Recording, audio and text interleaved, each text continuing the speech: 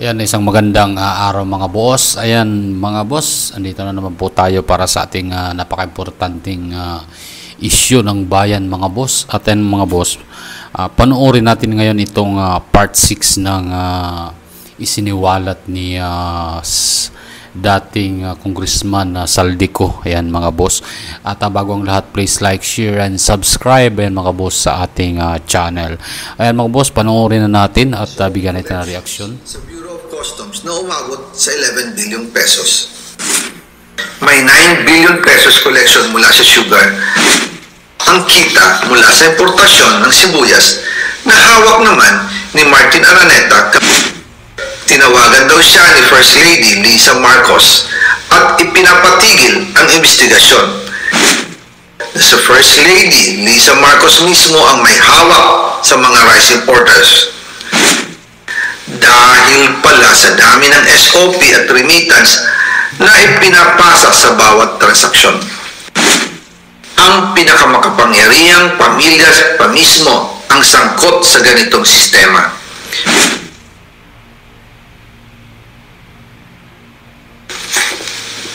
Ngayon naman po, tungkol sa kampanya nitong 2025 elections, nagkwento sa akin si dating Speaker Martin Romualdez. Kinausap daw siya ni PBBM sa Tacloban para tumulong sa gastusin ng mga kandidato mula national hanggang local candidates. Ang sagot ni Speaker, naibigay na niya ang SOP collections sa Bureau of Customs na umabot sa 11 billion pesos. Dagdag pa dyan, may 9 billion pesos collection mula sa sugar na ayon mismo sa kanya ay pinaghahatian lang ng 5 kumpanya para makontrol nila ang presyo ng asukal sa merkado. At iba pa ang kita mula sa importasyon ng sibuyas na hawak naman ni Martin Araneta, kapatid ni First Lady Lisa Araneta Marcos. Kung matatandaan ninyo, noong 2022, nagkaroon po ng investigasyon sa Kamara na pinangungunahan ni Congressman Toto Swansing dahil sobrang taas ng presyo ng sibuyas. Umabot ng 600 pesos kada kilo. Gayong dapat ay nasa 80 pesos lang. Doon lumabas ang pangalan ni Martin Araneta bilang isa sa mga nasa likod ng kontrol sa importasyon ng sibuyas. Pero hindi po natuloy ang investigasyon. Ang sabi ni Speaker, tinawagan daw siya ni First Lady Lisa Marcos at ipinapatigil ang investigasyon. Kaya walang natuloy at walang naparusahan. Dahil pala, kontrolado ng kapatid ng First Lady ang importasyon ng sibuyas. Ganito rin po ang nangyari sa bigas. Noong April 2023, nagsimula ng tumaas ang presyo ng bigas. Kaya iminungkahi ko kay Speaker Martin Romualdez na kung pwede ay mag-angkat tayo ng 13 million metric tons para sa buong taon. Ang layunin ko po ay mapababa ang presyo ng bigas sa 22 pesos kada kilo. Pero hindi po ito inaprubahan ng Pangulo noong sila ay nasa Clark. Dahil doon, sumipa ang presyo ng bigas na umabot ng 55 pesos kada kilo hanggang 2024. Noong 2024, kinausap ko ulit si Speaker Martin Romualdez na kung pwede makausap namin si Secretary Laurel Chu ng Department of Agriculture at Secretary Ralph Recto ng Department of Finance para maibaba ang taripa ng bigas mula 35% to 15%. Sinabi ko kay Speaker Martin Romualdez na kung pababayaan natin ang patuloy ng pagtaas ng presyo ng bigas at umabot ito sa 60 pesos kada kilo, siguradong magagalit na ang taong bayan. Posibleng magrevolusyon na ang mga tao at tiyak na maapektuhan dito ang mga kandidato ng administrasyon sa 2025 elections. Isa sa mga patunay na hindi na masaya ang taong bayan ay ang pagbaba ng approval rating ng Pangulo noong panahon na iyon dahil sobrang taas na ang presyo ng bigas. Nangyari po ang meeting at halos inaabot kami hanggang alas 2 ng umaga, nakikiusap, nagpapaliwanag. Buti na lang Matapos ang matagal na negosasyon, pumayag din sila. At di nagtagal, inanunsyo na rin sa publiko na ibaba ang ng buwis sa bigas. Ngunit, matapos ang 4 hanggang 6 na buwan, hindi pa rin bumababa ang presyo ng bigas. Kahit ibinaba na ang taripa nito, kaya imunungkahi ko kay Speaker Romualdez na magpatawag ng investigasyon tungkol sa bigas sa pamamagitan ng Quinta Committee hearings. Habang iniimbestiga nito ng Quinta Committee na pinamumunuan ni Congressman Joey Salceda, bigla na lang itong pinahinto ni Secretary Kiko Laurel Chu matapos niyang ipakita ang isang confidential report.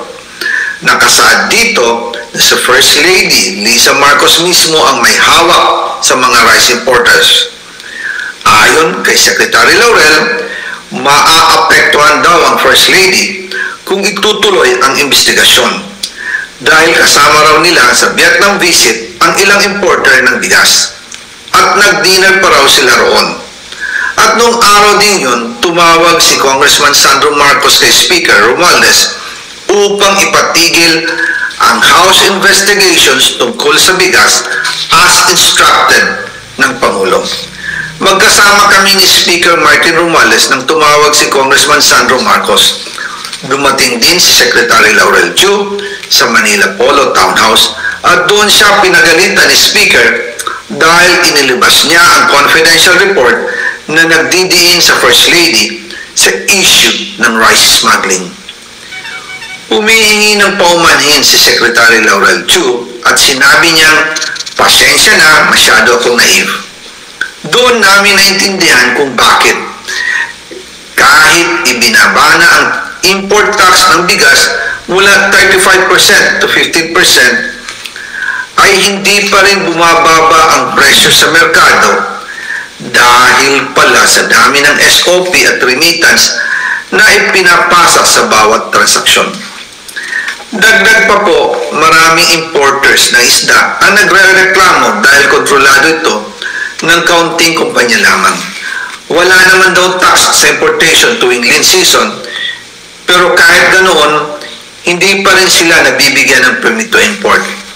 Ang makaunting kumpanya na ito lang ang nabibigyang permit to import. Dahil dito, kontrolado din ang presyo ng isda. At ito din ang dahilan kung bakit mataas ang presyo ng galunggong. Mga kababayan, hindi dapat naghihirap ang Pilipinas. Hindi dapat ganito kamahal ang mga pangunahing bilihin tulad ng bigas. At higit sa lahat, hindi dapat nagugutom ang mga Pilipino. Wala silang malasakit sa taong bayan, lalo na sa mga may hirap. Inaabuso ang kapangyarihan. Nagiging negosyo ang pera ng taong bayan. Masakit man tanggapin, pero ito ang katotohanan. Ang pinakamakapangyarihang pamilya pa mismo ang sangkot sa ganitong sistema.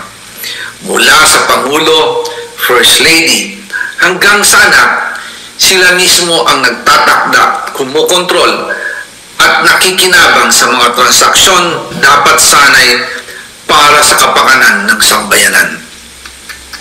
Hawak at kontrolado nila halos lahat ng ahensya, kaya nagagawa nilang itago ang katotohanan. Sa mga susunod na araw, marami pa po akong isisiwalat. Maraming salamat sa inyong oras. Grabe mga boss, no? Hindi man lang sila, ayan, actually nahiya sa taong bayan, no? Grabe yung ginawa ng administrasyon ngayon, no? Pinapahirapan yung taong bayan na supposed to be sila dapat yung nagbibigay ng solusyon dun sa mga problema ng taong bayan, kagaya na lang ng mga pagkain, mga kung ano-ano, yung mga sa trabaho. Pero yung kontrolado nila lahat ng ahensya ng gobyerno. Grabe. Pati pa si First Lady nasangkot din. Siya pala yung may hawak nung sa importation ng bigas, pati isda pala. Kaya pala nung mga time na yun sobrang taas talaga ng kagaya ng mga galunggong sa merkado. Grabe yung ginawa nila mga boss. Kung sa ibang bansa pa lang to nangyari, siguro wala na ito. Napatalsik na talaga. Wala silang malasakit actually sa taong bayan talaga. Ang iniisip lang nila puro lang bulsa, puro kapakanan lang nila. Grabe, parang ang hirap tanggapin dahil supposed to be siya yung presidente, siya yung magbabangon nung dapat paunlarin niya at bigyan ng magandang ang Pilipinas na umangat, pero ang nangyari hindi. Kasi actually si former congressman kasi actually nag-resign to siya dahil sa nahihiya siguro sa daming mga issue na. Kaya naman to kasi to bumaliktad dahil siya kasi yung gawing sacrifice dyan. Kaya isip-isip niya, bakit ako? Hindi naman ako yung mastermind. So, ganun. Kaya ngayon, talagang delikado din talaga yung buhay ni Saldico. Kaya talagang hindi yan uuwi ng bansa dahil pag umuwi, hindi sigurado yan. Gugurgurin nila yan. So, para matigil yung mga isiniwalat niya. Pero lahat na actually ng mga isiniwalat niya mga boss, ayan, may katotohanan talaga. Kaya mga boss, ano yung opinion nyo dito? At paki-comment naman dyan ayan, sa ating comment section. At paki-like na rin at share. At syempre, paki-subscribe na rin sa ating channel mga boss. Ayan, yun na lang ang tulong nyo sa kagaya kong mga vlogger. Ayan, paki-pindot yung subscribe dyan sa baba. Ayan, maraming salamat. Hanggang sa susunod nating video mga boss.